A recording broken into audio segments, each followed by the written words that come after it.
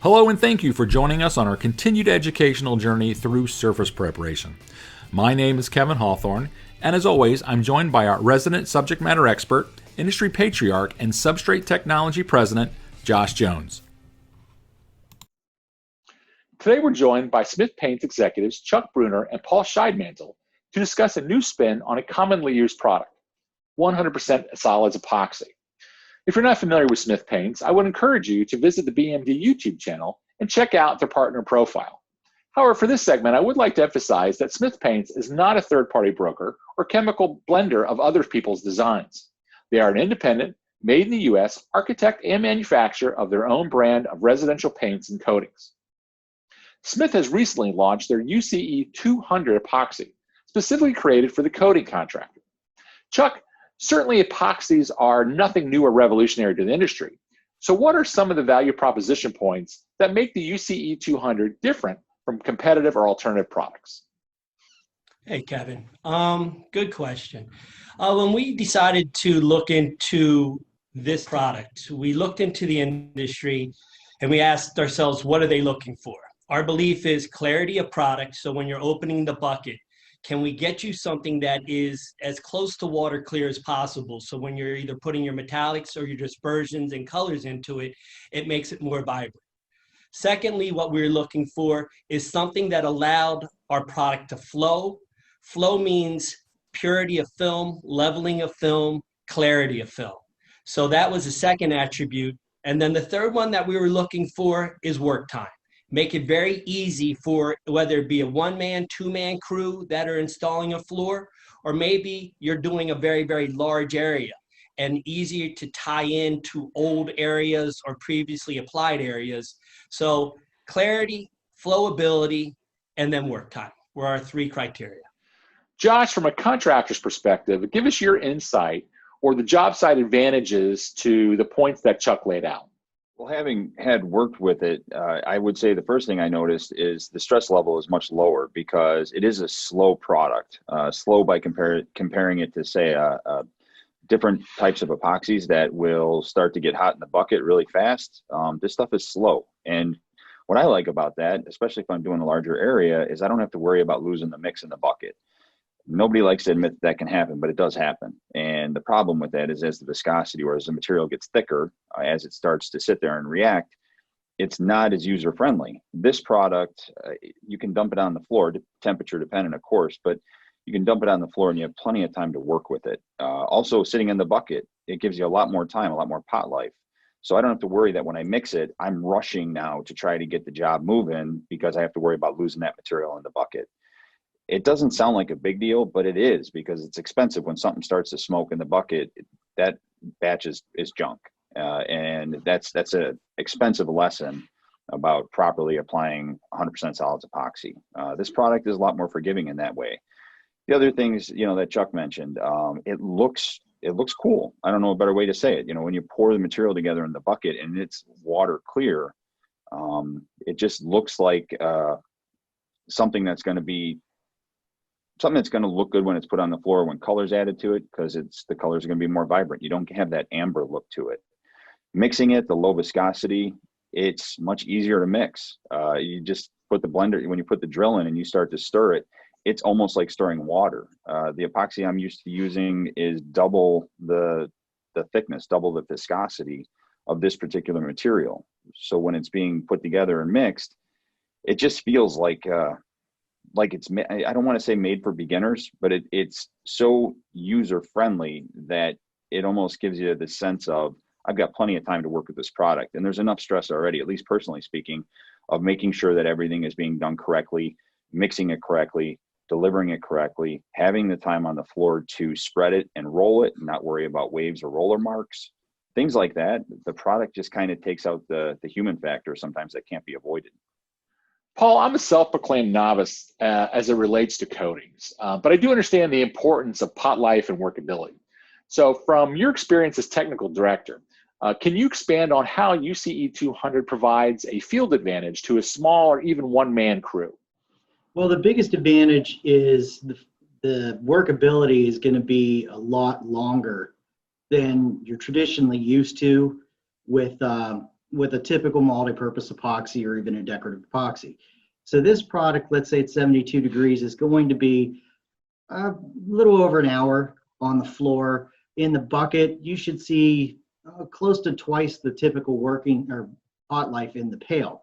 So Josh is right. You're going to have a much more stressful or stress-free application than you would traditionally run into, allowing the product to actually model when you're doing metallics correctly on the floor.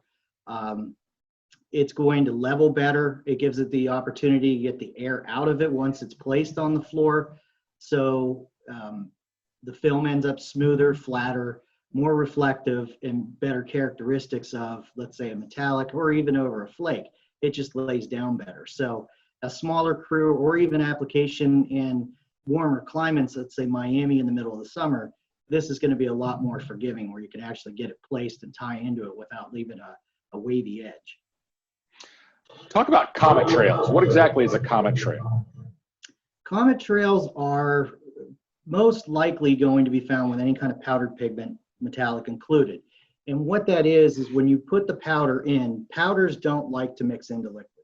They tend to kind of clump up and you get an air bubble around them. So what ends up happening is as you're trying to mix, it just kind of stirs that bubble around. It doesn't pop it and allow it to blend in. And the higher the viscosity, as well as maybe not having the wetting characteristics that are necessary to saturate that powder, cause it to chase around, and then it floats up once you get it out on the floor, and you get what looks like a comet tail. There's a pigment getting drug across the floor. The air holds the pigment, and you get a little bit of a trail off the back that darkens. So they're tiny little, almost BB size or sand size pockets of powder that end up in the floor. Josh, again, from a contractor's perspective, talk about the advantages of that metallic flake and the long pot life. You've been on crews that are both just yourself in a van, and you've been on crews where there's been 4 or 5 guys there. Is this a product that if you were a single independent contractor working alone or maybe with one laborer, what are the advantages of that metallic flake and the long pot life versus alternative products? I think the biggest advantage is going to directly relate back to the pot life, the working time. The fact that I can put out the material, once it's mixed, put the material out on the floor, let's say 400, 600, 800 feet. If I'm a 1-person crew or even a 2-person crew, when the floor is finished, the customer expects it to be uniform from the beginning to the end. Well, obviously, when I dump that material on the floor, however many people I might have, I have to probably manipulate that material in some way to get the desired effect from the metallic powder. If the material, based on its age on the floor, is starting to rise in viscosity as it's starting to react and starting to cure, but react as it's starting to get to do the thing it's supposed to do to get hard, I might be chasing that material as it's trying to get away from me, meaning it's starting to thicken. If it has a long working time, in this case with this material, I actually set a stopwatch at 90 minutes based on the temperature, knowing when I could get back on it and kind of have an idea of when it's going to get too late, so that as I manipulate it, I have enough time, the material has enough time to settle back out and literally harden glass smooth. And a lot of people throw around the term glass smooth. This literally is glass smooth. I have a lot more time to manipulate it the way I want to, so it still has time to become that in that condition. A lot of the other materials that I've used, there's not that much time. I have to move much quicker. So if I have a 400 or 600 square foot area, let's say, and I'm using a material with less working time, I need to be sure I've manipulated that whole floor so it looks uniform from beginning to end, and I've done it inside a window before the viscosity rises and my manipulation marks can no longer settle out, meaning I get waves and I get rough spots, and also the material doesn't flow the same. With a long working time product such as this one, it's nice to be relaxed, but besides being relaxed, it's physically possible for me to go in there and manipulate it for a good 30 to 60 to 90 minutes. And I have no concerns that when I step back off of it and spikes, all those marks are going to settle back out and it will go back to glass smooth. Eventually it's going to be too thick, but that's a lot of time to be able to work with a material before it truly does become unworkable.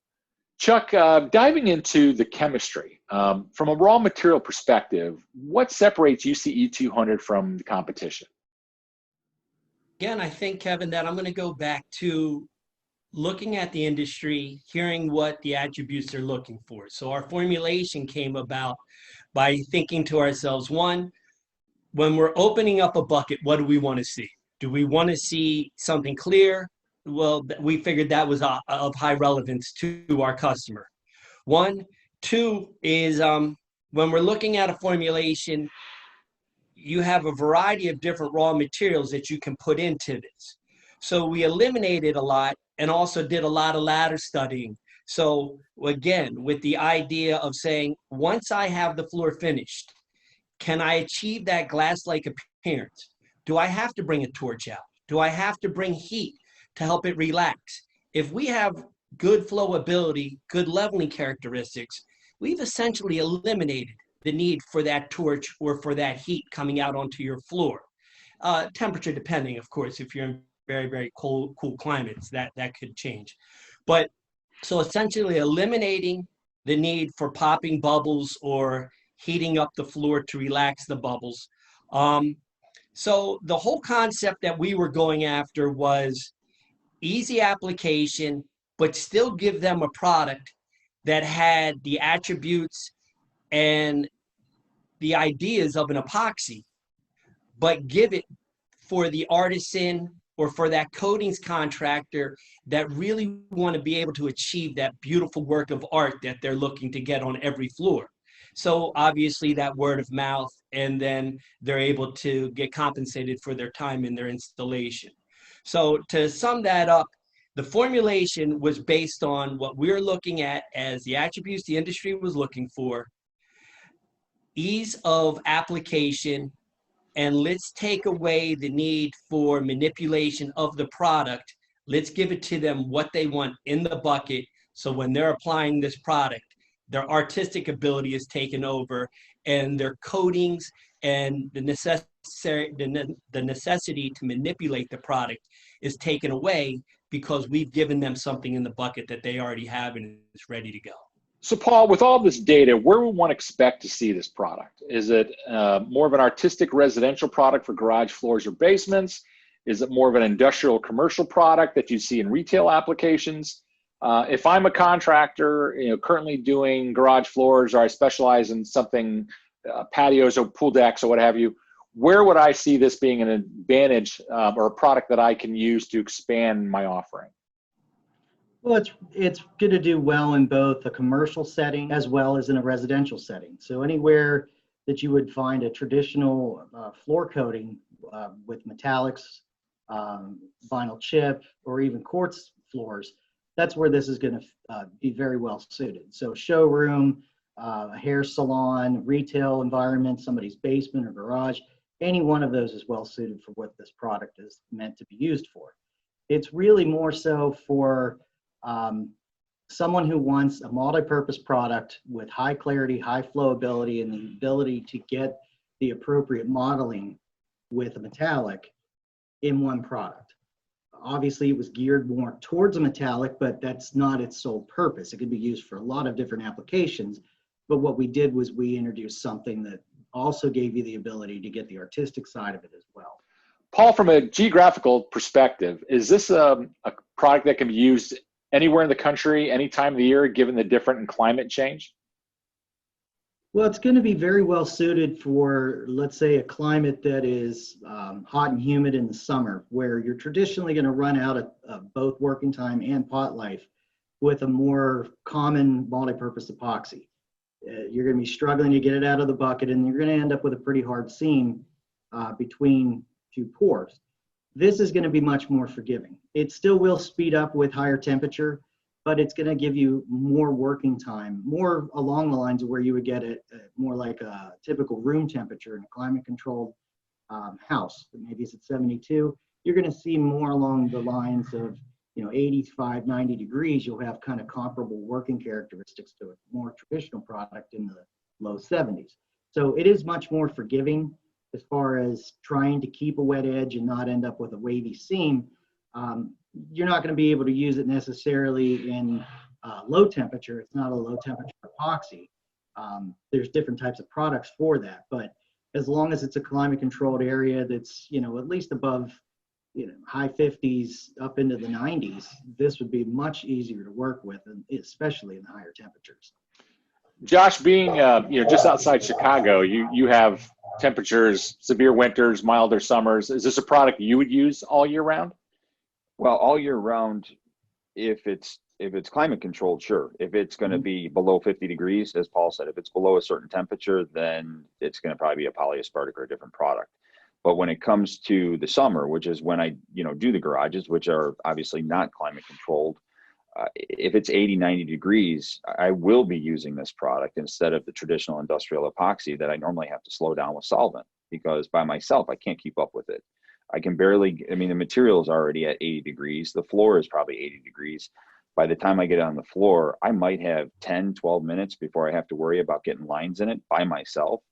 If I use the slower product and it gets me double or even triple the time, working time, well, I didn't have to add any solvent to it. It's still a 2-to-1 product.